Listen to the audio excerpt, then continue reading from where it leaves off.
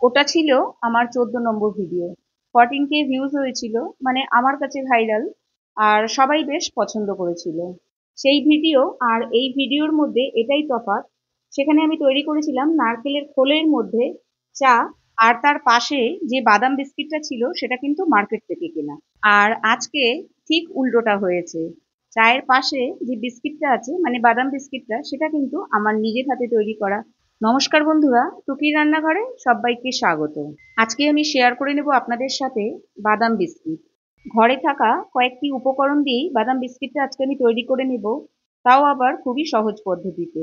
তার জন্য কোনো আভেনের দরকার নেই, আজকে আমি কড়াইতেই বিস্কিটটা তৈরি করে দেখাবো। এছাড়াও এখন গরমের ছুটি চলছে, বাচ্চাদের তো যখন তখন একটু খাবার বায়না হয়েই থাকে।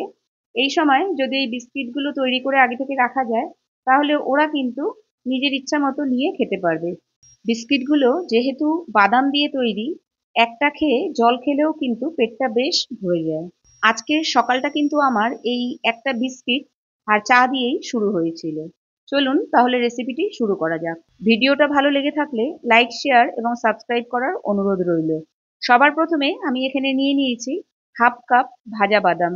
বাদামের ওপরে যে খোসাটা ছিল সেটা আমি ছাড়িয়ে নিয়েছি। আর নিয়ে নিয়েছি হাফ কাপ চিনি। আপনাদের স্বাদ অনুযায়ী চিনিটা কম বেশি করতে পারেন। আর নিয়ে নিয়েছি 1/4 টিস্পুন এলাচ গুঁড়ো।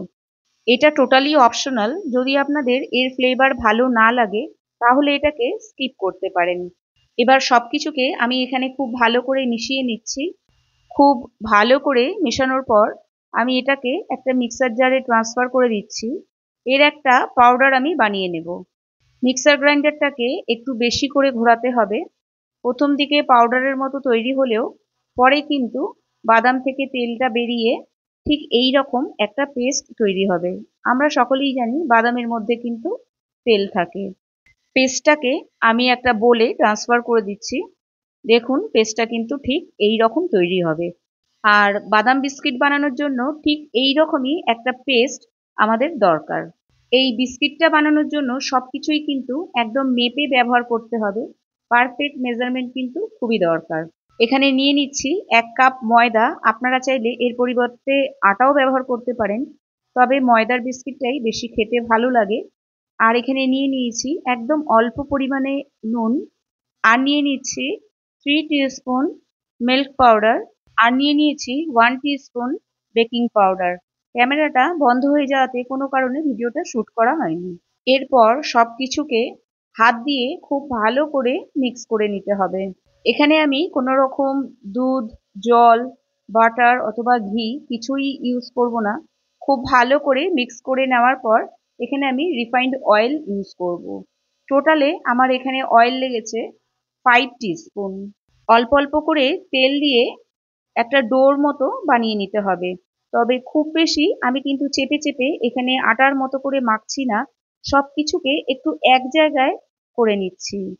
দেখুন ঠিক এই রকম তৈরি হবে। আর ভেতরটাও আমি দেখিয়ে দিচ্ছি। দেখুন ভেতরটা কিন্তু এরকম রয়েছে, ওপরটা কিন্তু আমি আস্তে করে স্মুথ করে দিচ্ছি, খুব বেশি চেপে কিন্তু আমি এখানে মাখিনি। এবার আমি এটাকে একটু রেস্টে রেখে দেবো। আর তেলটা কিন্তু একটু কম বা বেশি হতে পারে, সেটা কিন্তু আটা বা ময়দার উপর নির্ভর করবে। যে প্লেটে আমি বেকিং করব সেই প্লেটটাকে এবার রেডি করে নেব। ওপরে আমি দিয়ে দিয়েছি বাটার পেপার, তার উপরে অল্প পরিমাণে একটু তেল ব্রাশ করে নিয়েছি। আপনারা চাইলে ফয়েল পেপারও এখানে ইউজ করতে পারেন, অথবা খাতার কোনো সাদা পেজও এখানে ইউজ করতে পারেন। এবারে আমি অল্প পরিমাণে একটু বাদাম হালকা করে ভেজে নিচ্ছি, যদিও ওটা ভাজা ছিল তাও আমি একটু হালকা ভেজে নিচ্ছি। আর তিলটাকেও আমি এখানে হালকা করে ভেজে নিচ্ছি। এই সময় গ্যাসের ফ্লেমটাকে আমি লোতে রেখেছি। এই বাদাম আর তিলটা আমি বিস্কিটের ওপরে ব্যবহার করব। সবকিছুকে একটা প্লেটেই আমি রেখে দিচ্ছি। আর বাদামের যদি কয়েকটা বড় টুকরো থাকে সেটাকেও হাত দিয়ে আমি কিন্তু একটু ভেঙে নিয়েছি, মানে বাদামটাকে 2 টুকরো করে করে নিয়েছি। খুব বেশি টুকরো আমি করিনি, আপনারা চাইলে কিন্তু আরো একটু বেশি করে ভেঙে নিতে পারেন। এবার আমি বিস্কুটের শেপটা দিয়ে দেবো।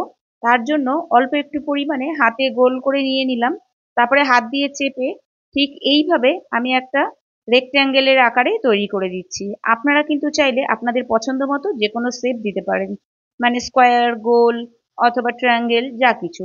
তারপর সেটাকে আমি বাদাম আর তিলের মধ্যে ঠিক হালকা করে একটু প্রেস করে নিচ্ছি।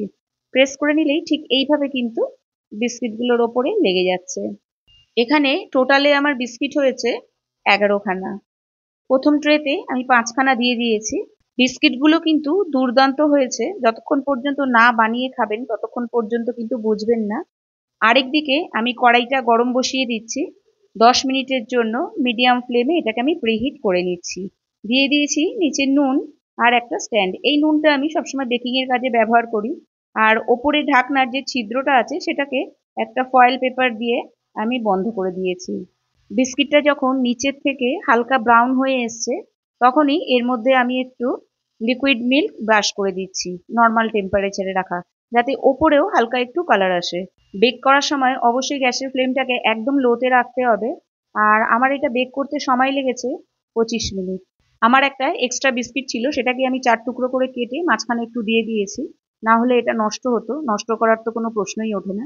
দেখুন নিচের দিকেও কিন্তু দুর্দান্ত কালার এসছে, আর ওপরের দিকটাও কিন্তু দারুণ কালার এসছে। তো ওয়েট করতে পারলাম না, গরম গরমই আমি ছোট্ট এক টুকরো মুখে পুরে দিলাম। যতক্ষণ পর্যন্ত না ঠান্ডা হবে ততক্ষণ পর্যন্ত ধরবেন না, ঠান্ডা হলেই এটা আরো বেশি শক্ত হয়ে যাবে। বিস্কিটগুলো কিন্তু খুবই মুচমুচে হয়েছে, প্রথম দিকেই দেখিয়ে দিয়েছি। আর আপনারা চাইলে এটা একটা এয়ারটাইট কন্টেনারে রেখে ব্যবহার করতে পারবেন। এভাবে বানিয়ে রাখলে পরিবারের সকলে মিলে যখন খুশি বিস্কিটটাকে এনজয় করতে পারবেন। টাটা।